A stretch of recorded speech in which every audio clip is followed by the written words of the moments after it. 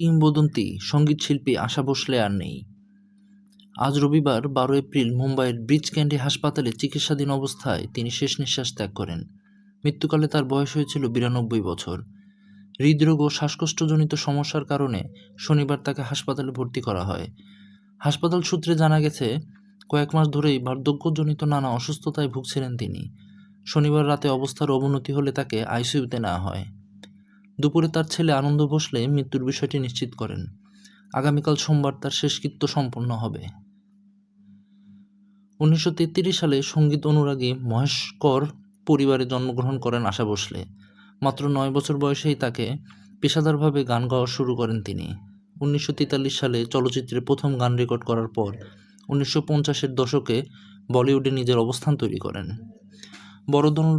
বড় বোন লতা মঙ্গেশকরের পাশাপাশি নিজস্ব গায়িকী দিয়ে আলাদা পরিচয় গড়ে তোলেন তিনি। শুরুতে চটলু বা ক্যাবারে ধাঁচের গানে পরিচিত পেলেও পরবর্তীতে উমরাও জান ছবির গজল গেয়ে তিনি বহুমুখী প্রতিভার স্বাক্ষর রাখেন। দীর্ঘ ক্যারিয়ারে তিনি ৭বার ফিল্মফেয়ার সেরা নেপথ্য গায়িকার পুরস্কার এবং ২বার জাতীয় চলচ্চিত্র পুরস্কার অর্জন করেন। দিল চিজ ক্যা হে এবং মেরে কুছ সামান গান দুটি তাকে এনে দেয় জাতীয় স্বীকৃতি।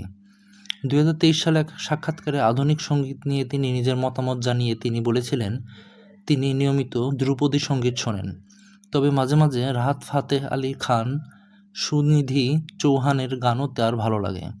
ব্যক্তিগত জীবনে মাত্র ১৬ বছর বয়সে গণপতরাও ভোসলেকে বিয়ে করেন তিনি। পরে ১৯৬০ সালে সেই সম্পর্ক থেকে বেরিয়ে আসেন। ১৯৮০ সালে সঙ্গীত পরিচালক রাহুল দেব বর্মনের সঙ্গে বিবাহ বন্ধনে আবদ্ধ হন এবং ১৯৯৪ সালে তার মৃত্যু পর্যন্ত একসাথেই ছিলেন। জীবনের শেষ সময়গুলোতে নাতনি জেনাই ভোসলের সঙ্গে ছিলেন। তার প্রয়াণে ভারতের সঙ্গীতের একটি স্বর্ণযুগের অবসান ঘটল।